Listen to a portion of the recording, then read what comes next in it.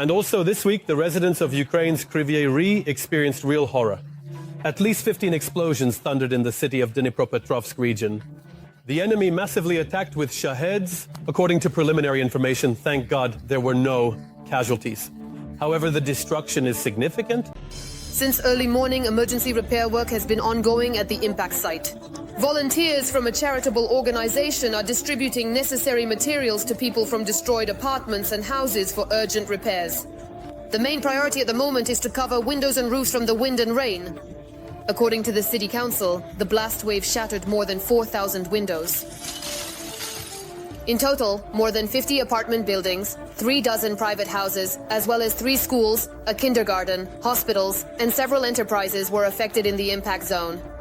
The post office, a store, a service station, and in addition, communications have been disrupted. 7 houses are still without gas and another 7 without water.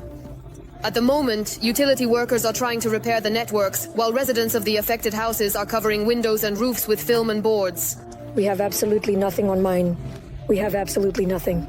My husband was all cut up, back, head, arms, all covered in blood. Well, the windows were blown out, all the glass, everything is sticking out of the walls, no flowers left, absolutely nothing. There are 14 adults and 16 children in the hospitals. According to the doctors, 3 of the injured are in very serious condition. These are 3 men. They are in intensive care with severe penetrating wounds, fractures, head and abdominal injuries. 1 child is in serious but stable condition. Doctors report a trend towards improvement. Among the 23 injured children, there are no life-threatening conditions. I would add that there could have been many more injured, including among students and preschoolers. After all, the missile hit near the school and not a single window remained intact. Casualties at the institution were avoided, only because education in all the city's institutions takes place exclusively in shelters.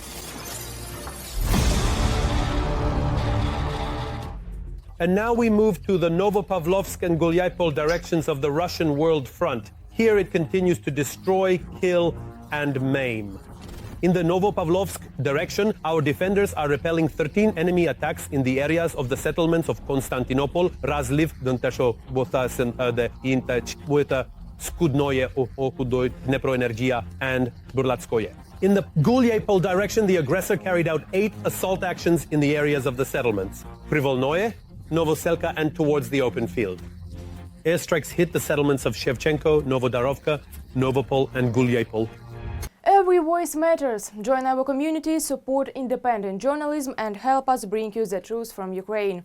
Become a member of Ukraine Today. Join us now.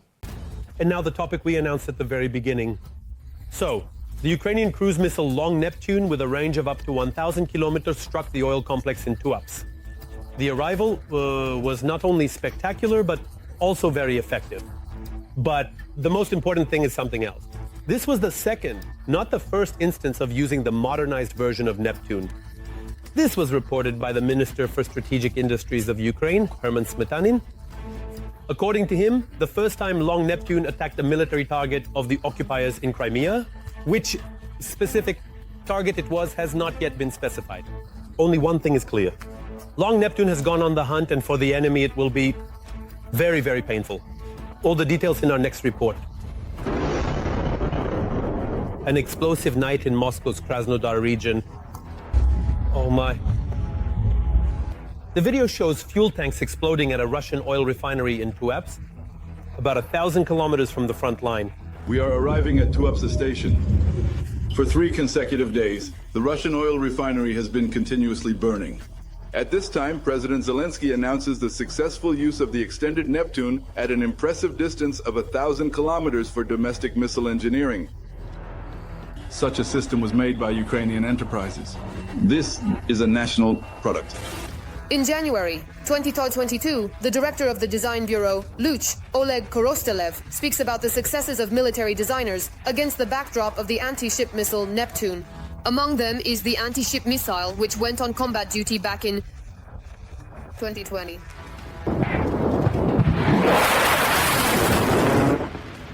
The Ukrainian Neptune, with a warhead of 150 kilo and a flight range of 300 kilometers, is capable of locating and striking enemy ships of various classes.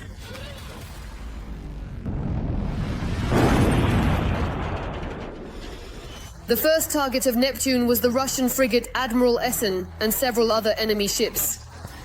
Neptune reached the peak of its glory in April 2022 when it struck the Russian cruiser Moskva with 2 missiles, forcing the occupiers' Black Sea Fleet to hide in the docks.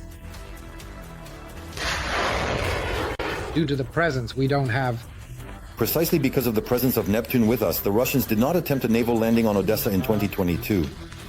If you have anti-ship missiles, it's not worth the risk. During the full-scale war, our designers managed to develop a new modification of the Neptune that works against ground targets with a new guidance system, an increased warhead of up to 350 kilograms, and a range of up to 1,000 kilometers. In 2024, the Ukrainian surface-to-surface cruise missile is regularly mentioned in reports about the destruction of enemy targets, ammunition depots on Russian territory and occupied areas, oil terminals, ferry crossings, and military factories. However, the shortage of foreign long-range weapons and delays in permissions to strike deep into Russian territory are forcing missile developers to extend the Neptune. The anti-ship missile uses the MS-400 engine. Currently, there is also ongoing modernization to equip it with the MS-430 engine, and accordingly, to increase the range of this missile to about 1,000 kilometers. In the context of war, the developers of the Neptune maintain heightened secrecy and do not provide any comments, as the Russians are constantly shelling likely locations of the Ukrainian missile production facilities. Before the full-scale war, Russian intelligence services actively hunted for the technical documentation of the Ukrainian missile complex. In 2020, Ukrainian counterintelligence agents detained a spy recruited by the FSB. Pushkin, alright. Currently, they are trying to learn as much as possible about the production of the Ukrainian missile. Military experts predict that Ukraine is capable of producing several dozen Neptunes monthly. Although their quantity heavily depends on imported components, scaling up the production of long-range weapons could significantly impact the course of the war. Theoretically, they can also be used against airfields. And against command system bases, meaning various headquarters, this is the logistics base. This means the enemy will either have to move these elements further from the front, which will require moving a lot, meaning far away. The modernized Neptune, along with other Ukrainian developments, Trembita, the Peklo drone missile, and strike drones could significantly weaken the Russian military-industrial complex this year. And the main advantage is that Ukraine does not need permission or coordination from Western partners to use its own long-range weapons. Therefore, the hellish chaos in Russia will only increase over time.